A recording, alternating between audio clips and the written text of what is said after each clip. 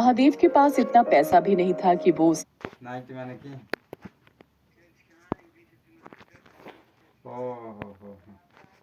इलाज करवा सके। उस दिन वो सुबह जल्दी उठ गया।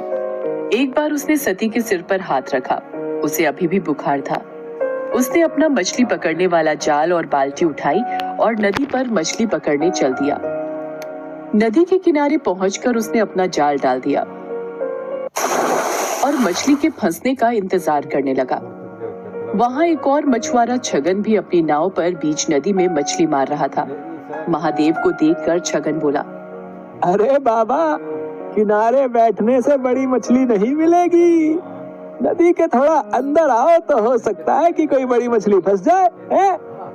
नहीं बेटा, ना तो मेरे पास नाव है और ना शरीर में ताकत जो मैं नदी में जाकर मछली पकड़ सकूं। अब सब कुछ भगवान के ऊपर है। उन्होंने चाहा तो मुझे बड़ी मछली जरूर मिलेगी। छगन ताने मारता हुआ बोला, तो फिर बैठे रहो घाट को पकड़ के। भगवान तुम्हारे लिए लाल परी मछली भेजेंगे। लाल परी एक बहुत ही नायाब मछली होती है जिसकी कीमत लाखों में होती है। ऐसी मछली किसी भाग्यवान को ही मिलती है। एक बार जिसे लाल परी मिल जाती है उसकी किस्मत ही चमक जाती है। खैर, महादेव ने छगन की बातों पर कोई ध्यान नहीं दिया और काफी देर इंतजार करने के बाद अपना जाल खींचा। उसका जाल भारी लग रहा था। लगता है कोई बड़ी मछली फंसी है। मगर जैसे ही उसने जाल बाहर खींचा उसका सारा जोश ठंडा पड़ गया। जाल में मछली तो क्या, एक घोंघा भी नहीं फंसा था। उसकी जगह उसमें ढेर सारा कचरा जैसे प्लास्टिक की बोतलें, सड़े पुराने जूते और चप्पल फंसे थे। ये देखकर छगन जोर से ठहाका लगाकर हंस पड़ा और बोला, अरे वाह बाबा वाह, बहुत बड़ा खजाना हाथ लग गया है तुम्हारे। इसी तरह रोज खजाना मिलता रहा तो एक दिन तुम जल्दी ही रईस बन जाओगे। महादेव ने फिर उसकी बात पर कोई ध्यान नहीं दिया, बस मन ही मन बोला, हे भगवान, कैसे लोग हैं तुम्हारी दुनिया के। जो नदी हमें पीने को पानी और खाना देती है उसमें लोग न जाने क्या क्या गंदगी डाल देते हैं। इतना सोचकर उसने फिर से जाल डाला। इस बार उसके जाल में थोड़ी सी छोटी मछलियां फंस गई। लगातार मेहनत करने से महादेव का बूढ़ा शरीर थक गया था, इसलिए जो मछलियां फंसी थी उन्हें समेटकर महादेव बाजार चल पड़ा।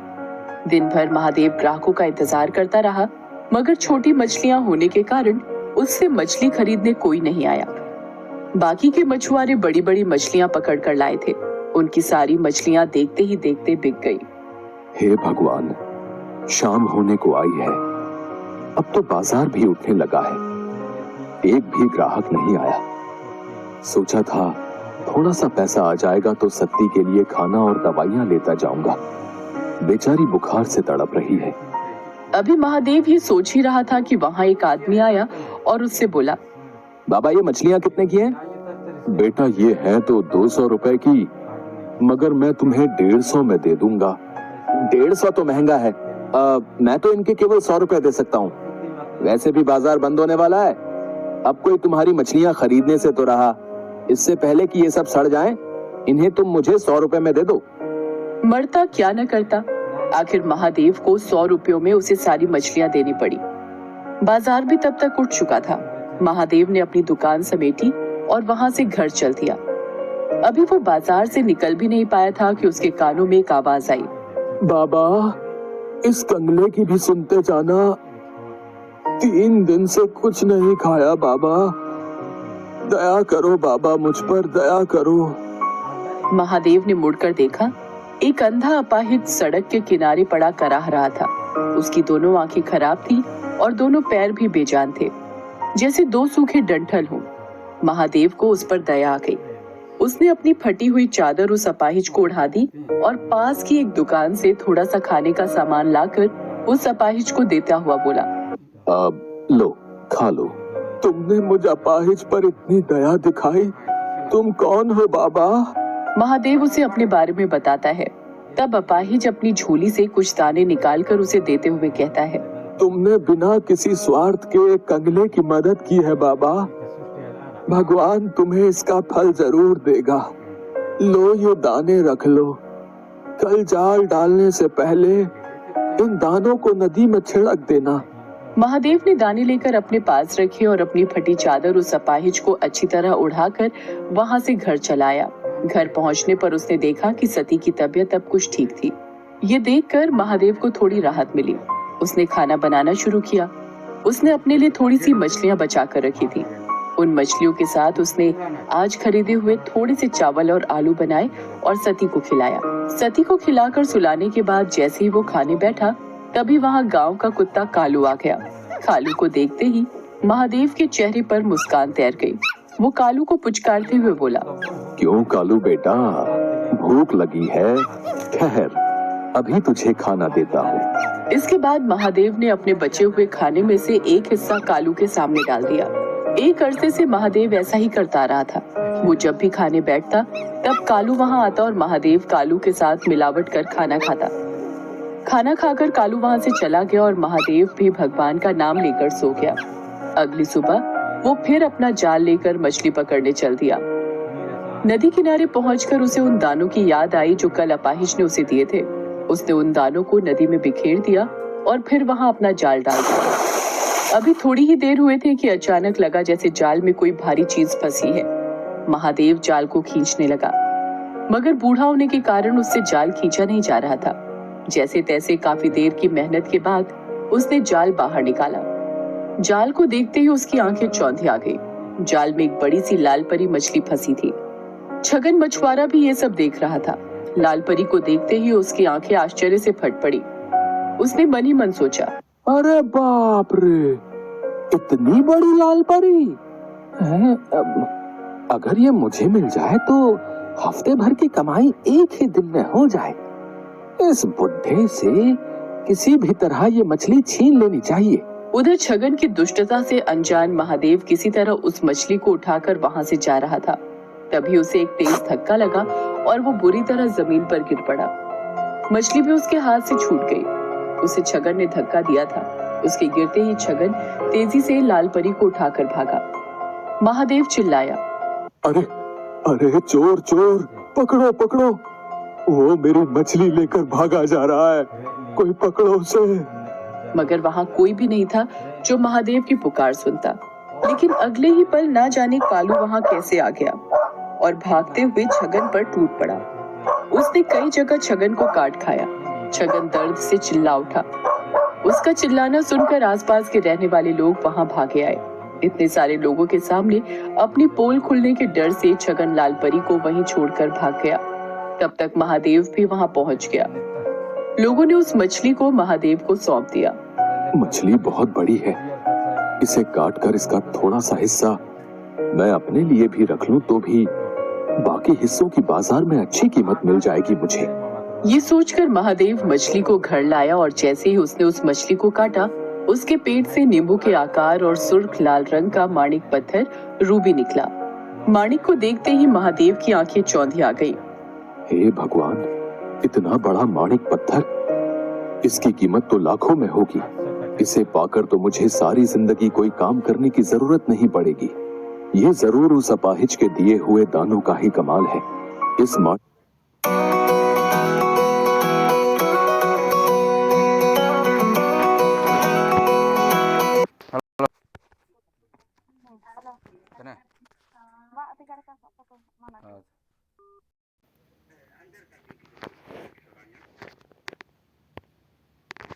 हो सर, हजाओ माणिक का एक हिस्सा उसका भी है। ये सोचकर महादेव उसी जगह पहुंचा जहां उसे वो अपाहिज मिला था, मगर अब वहां कोई नहीं था। वहां बस महादेव की फटी हुई चादर ही पड़ी थी। लोगों से पूछने पर पता चला कि उन्होंने वहां किसी अपाहिज को पहले कभी नहीं देखा है। तो वो कौन था? क्या स्वयं भगवान मेरी मदद को आए थे और मेरे नसीब को चमका दिया? इस घटना के बाद महादेव की जैसे काया ही पलट गई। अब उसके जीवन में किसी चीज की कोई कमी न रही। वो अपनी पत्नी सती और कुत्ते कालू के साथ सुखपूर्वक जीवन बिताने लगा। साथ ही साथ दिल खोलकर दीन दुखियों की मदद भी करने लगा। ना जाने किसी दिन दुखी के भेष में कौन मिल जाए। हाँ सर, नहीं इधर सर, हाँ हाँ नहीं एक बार नारद मुनि के मन में एक प्रश्न उठा, तो वो उसका उत्तर जानने के लिए ब्रह्मा जी के पास जाते हैं। प्रणाम ब्रह्मा जी। आओ नारद, कैसे आना हुआ? नारायण नारायण।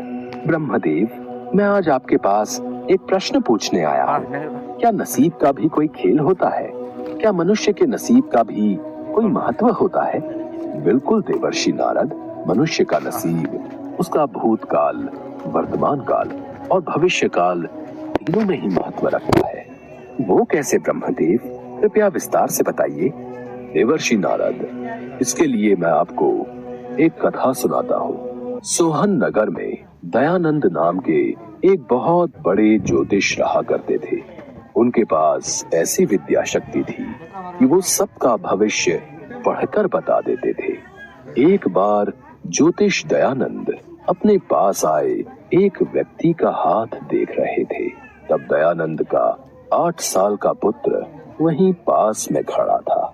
व्यक्ति के जाने के बाद वो अपने पिता से बोला, पिताजी, मैं भी अपना नसीब देखना चाहता हूँ। क्या आप मेरा भी भाग्य पढ़कर बता सकते हो? पुत्र गोपाल, अभी तुम बहुत छोटे हो। जब तुम बड़े हो जाओगे तब मैं तुम्हारा भाग्य जरूर बताऊंगा।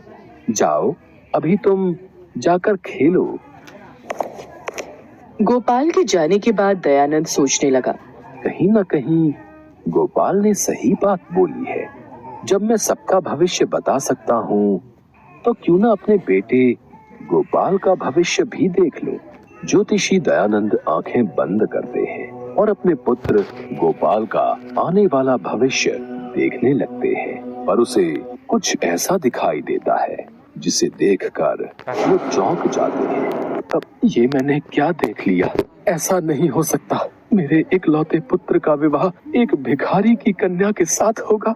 ये कदापि नहीं हो सकता। मैं ऐसा कभी नहीं होने दूंगा। मैं भाग्य देख सकता हूँ तो मैं भाग्य को बदल भी सकता हूँ। मैं अपने पुत्र का आने वाला नसीब ही बदल दूंगा। उसके पश्चात क्या हुआ ब्रह्मदेव? जब ज्योतिषी दयानंद ने अपने पुत्र का भाग्य देखा तो वो एक पल भी बिना देर किए उस गरीब के घर पहुंचा। दयानंद जानता था कि उस गरीब मजदूर के घर पहले ही 5 कन्याओं का जन्म हो चुका है और अब एक और कन्या ने जन्म लिया है। मैंने आपको पहचाना नहीं। आप कौन हैं? तुम मुझे नहीं जानते, पर मैं तुम्हें अच्छी तरह जानता हूँ। तुम बहुत दुखी और लाचार हो। आप बिल्कुल सही कह रहे हैं। मेरे घर में पहले ही 5 बच्चे थे, अब एक और कन्या ने जन्म लिया है। मैं अपने बच्चों का पालन पोषण कैसे करूं, इसी दुविधा में हूँ। मैं अकेला कितना कमा लूंगा। अगर मुझे किसी की मदद मिल जाती तो बड़ा उपकार होता। इसीलिए मैं तुम्हारे पास आया हूँ। मैं तुम्हारी मदद करना चाहता हूँ। मैं चाहता हूँ मैं तुम्हारी सहायता करूँ तो थोड़ा पुण्य मैं भी कमा लूँ। मेरा इकलौता बेटा है, पर मेरी कोई कन्या नहीं है। इसलिए मैं तुम्हारी कन्या को गोद लेना चाहता हूँ, जिससे तुम्हारी परेशानी भी हल हो जाएगी और मेरी भी। मेरे पास धन दौलत संपत्ति की कोई कमी नहीं है। तुम्हारी कन्या मेरे घर राज करेगी। तुम मुझे अपनी कन्या दे दो, मैं उसे बेटी की तरह पालूंगा। दयानंद ने गरीब की मजबूरी का फायदा उठाया और गरीब बेचारा भी क्या करता, उसके पास इतना खाने को नहीं था कि वो अपने सभी बच्चों का पालन पोषण कर सके। वो तो यही चाहता था कि उसकी कन्या अगर किसी अमीर घर में जाएगी तो उसे सब ऐशो आराम मिलेंगे। इसलिए उस गरीब ने अपनी कन्या को दयानंद को देना ही उचित समझा। आपने तो मेरी मुश्किल आसान कर दी। मेरी कन्या इतने बड़े घर में रहेगी तो मेरे ऊपर भी तो बहुत उपकार होगा। यहाँ रहेगी तो गरीबी में भूखी प्यासी मर जाएगी, पर आपके यहाँ उसका अच्छे से लालन पालन होगा। मैं अभी अपनी कन्या को लेकर आता हूँ।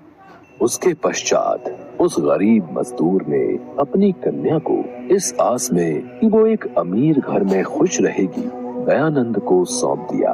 पर दयानंद के मन में तो कुछ और ही पाप पनप रहा था। वो उस कन्या को लेकर एक तालाब पर पहुंचा। मैं इस कन्या को अपने घर की बहू कभी नहीं बनने दूंगा। मेरे होते हुए ये हरगिज नहीं होगा।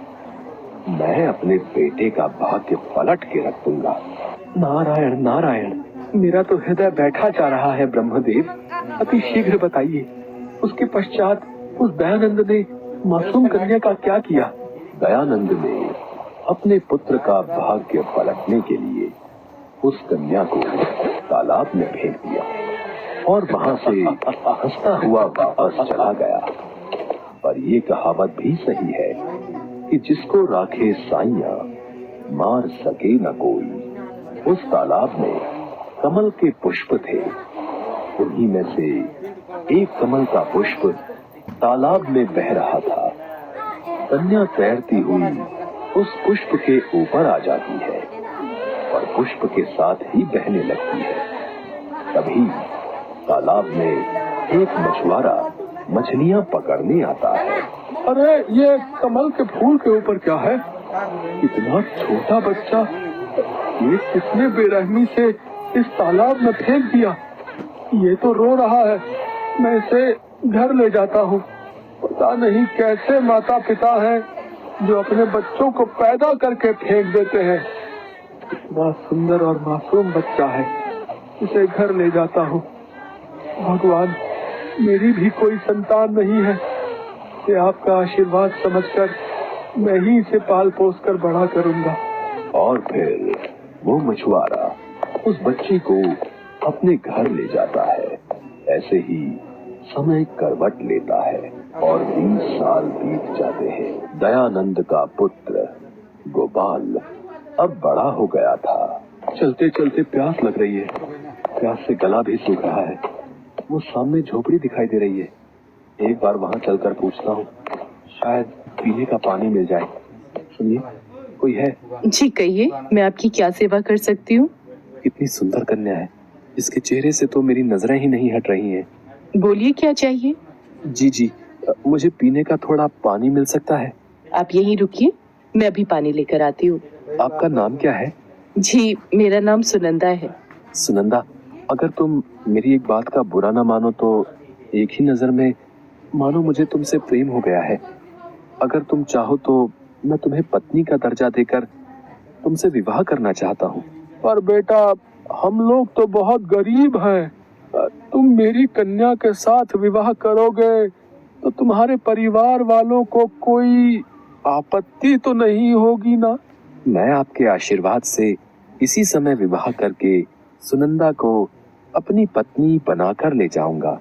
मेरे होते हुए सुनंदा को किसी बात की कोई तकलीफ नहीं होगी।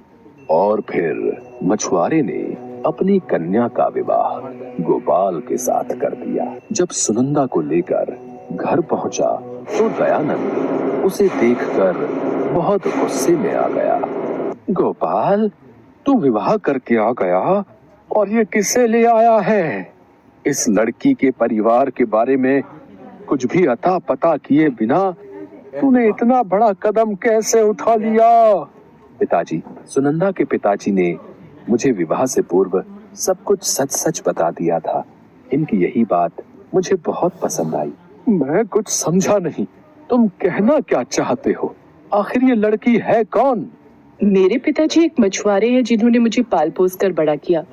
आज से 20 साल पहले मैं उन्हें एक तालाब में सफेद कपड़े में कमल के फूल पर तैरती हुई मिली थी। उसके पश्चात उन्होंने मेरी जान बचाई और मुझे अपनी बेटी बनाकर मेरा पालन पोषण किया। ये लड़की क्या कह रही है? ये तो वही लड़की है जिसे आज से 20 साल पहले मैंने ही सफेद कपड़े में लपेटकर तालाब में फेंका था। सर्वनाश, ये सब क्या हो गया? पर अभी भी मेरे पास समय है।